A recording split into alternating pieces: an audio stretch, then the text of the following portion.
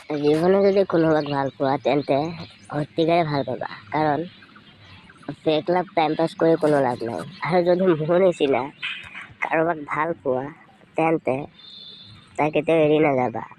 যিমানেই কষ্ট নহওক কিয় তাইক এৰি নাযাবা। লাগিলে নিজে ভিক্ষুকৰ নিচিনা মাফ চাবা, তাৰপিছতো তাইক এৰি নাযাবা। কাৰণ তাইক যদি এৰি যোৱা তুমি নিজে থাকিব নোৱাৰিবা, তেনেকৈ মোৰ লগত হৈ আছে। মই এজনীক ভাল পাইছিলোঁ, এতিয়াও পাই আছোঁ, কিন্তু মোৰ যিটো কষ্ট মানে কি জানা, মই নিজকে কণ্ট্ৰল কৰিব নোৱাৰোঁ।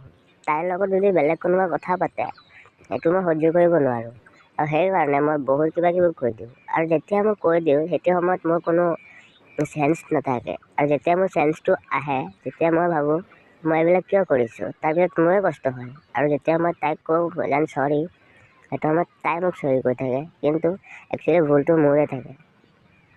মই একচুৱেলি পাগল, আৰু ৰিলেশ্যন কৰিলে এনেকুৱা হয়, চবৰে লগতে এনেকৈ হ'ব সেইটো মই গম পাইছোঁ। কাৰণ মোৰ নিচিনা ল'ৰা এটা যদি এনেকৈ কৰিব পাৰে, চবেই এনেকৈ কৰিব। কাৰণ মই লাইফত কোনো ল'ৰাক চৰি পোৱা নাই। লাগিলে মাৰপিট হ'ব, কাজিয়া হ'ব, তো এজনী ছোৱালীৰ